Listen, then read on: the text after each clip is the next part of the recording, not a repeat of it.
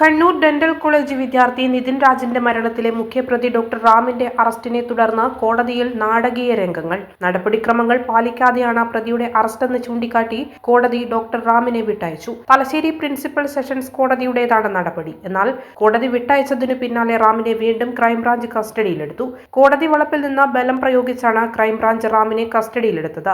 Crime branch നടപടി നിയമവിരുദ്ധമെന്ന് പ്രതിഭാഗം അഭിഭാഷകൻ പ്രതികരിച്ചു. റാമിന്റെ അറസ്റ്റ് മാനദണ്ഡങ്ങൾ പാലിക്കാതെയാണെന്ന് കണ്ടാണ് കോടതി വിട്ടയച്ചതെന്നും പ്രതിയുടെ അഭിഭാഷകൻ എം കിഷോർ കുമാർ മാധ്യമങ്ങളോട് പറഞ്ഞു. അദ്ദേഹത്തിന് പെട്ടെന്ന് പിടിച്ചുകൊണ്ടുപോയതല്ല കോടതിയുടെ പെർമിഷൻ കോർട്ടിലെ നോട്ടീസ് കൊടുത്തിട്ടാണ് അദ്ദേഹത്തെ പിടിക്കാൻ വേണ്ടിയിട്ട്. I don't know what happened.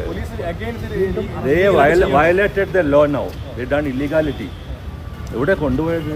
കോടതിൻ്റെ permission എടുക്കണ്ടേ, അവർ നോട്ടീസ് കൊടുക്കണ്ടേ പുള്ളിക്ക്?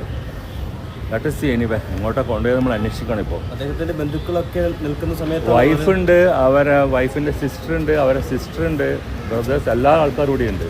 ഇത് പോലീസിന്റെ വീഴ്ച മറച്ചു വെക്കാൻ വേണ്ടിയിട്ട് എന്തെങ്കിലും നീക്കമാണോ? കറക്റ്റ്. ഡ്രാഗ് ബൈ ഫോഴ്സ്, ബലമായി പിടിച്ചുകൊണ്ടുപോലും ചെയ്തത്. കോടതി compound that is illegal. It warrants action against police. Arrest ചെയ്യുന്ന അധികാരമില്ല ഇപ്പോൾ.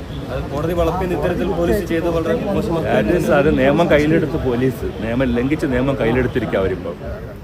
തന്നെ തള്ളി മാറ്റിയാണ് പോലീസ് ജീപ്പിലേക്ക് റാമിനെ കയറ്റിയതെന്നും റാമിന്റെ ഭാര്യയുടെയും പ്രതികരണം.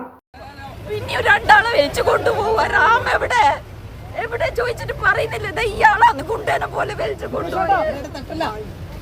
പിന്നെ രണ്ടാളെ വലിച്ചു കൊണ്ടുപോവാ. നിങ്ങളൊക്കെ എന്താ ചെയ്യുന്നേ? എന്തൊക്കെ ചെയ്യ്.